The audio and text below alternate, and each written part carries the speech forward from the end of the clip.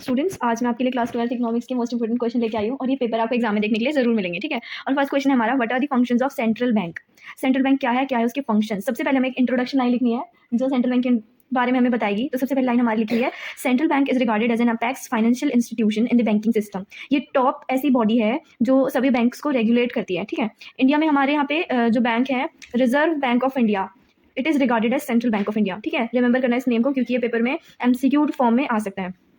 Next thing is function of central bank. Can functions of central bank को मैंने बहुत अच्छी तरह से एक्सप्लेन किया है क्योंकि 5 मार्क का क्वेश्चन है मैक्सिमम, तो इसमें 5 पॉइंट्स एक्सप्लेन कर दिए गए हैं। The functions of central bank can be discussed as follows. कोई भी क्वेश्चन जिसमें आपको फीचर्स, फंक्शंस, ऑब्जेक्टिव लिखने हैं तो ये लाइन आपको ऐड करनी पड़ेगी कि the functions, the objectives, the features of जो भी टॉपिक है आपका उसके, and can be discussed as follows. या फिर आप ऐसे भी लिख सकते हो, following are the functions of central bank, ठीक है। फर्स्ट फंक्शन सेंट्रल बैंक का है करेंसी रेगुलेटर। हमारा जो सेंट्रल बैंक है, रिजर्व बैंक ऑफ इंडिया, वो हमारी जितने भी करेंसी नोट्स हैं हमारी इकॉनमी में इशू किए जाते हैं, एक्सेप्ट ₹1 नोट, मतलब ₹1 का नोट छोड़ के जितने भी नोट्स इशू होते हैं वो हमारे रिजर्व बैंक ऑफ इंडिया, मतलब हमारा सेंट्रल बैंक इशू करता है।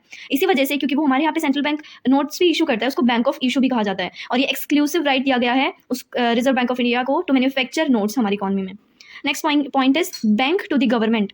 देखो, हम नॉर्मल पर्सन है, लेमन पर्सन है जो बैंक में अपना अकाउंट खुलवाते हैं कमर्शियल बैंक्स में, पर जब गवर्नमेंट को अपना अकाउंट खुलवाना है, अपने कोई भी फंड्स रखने हैं, तो वो कहाँ पे रखता है? वो रिजर्व बैंक ऑफ इंडिया को रखता है। इसीलिए रिजर्व बैंक ऑफ इंडिया मतलब सेंट्रल बैंक। स्टूडेंट्स ये याद रखना, रिजर्व बैंक ऑफ इंडिया और सेंट्रल बैंक जहाँ पे भी यूज़ करूँ, ये सब्सटीट्यूटेड टर्म्स है सिर्फ इंडिया के लिए, ठीक है।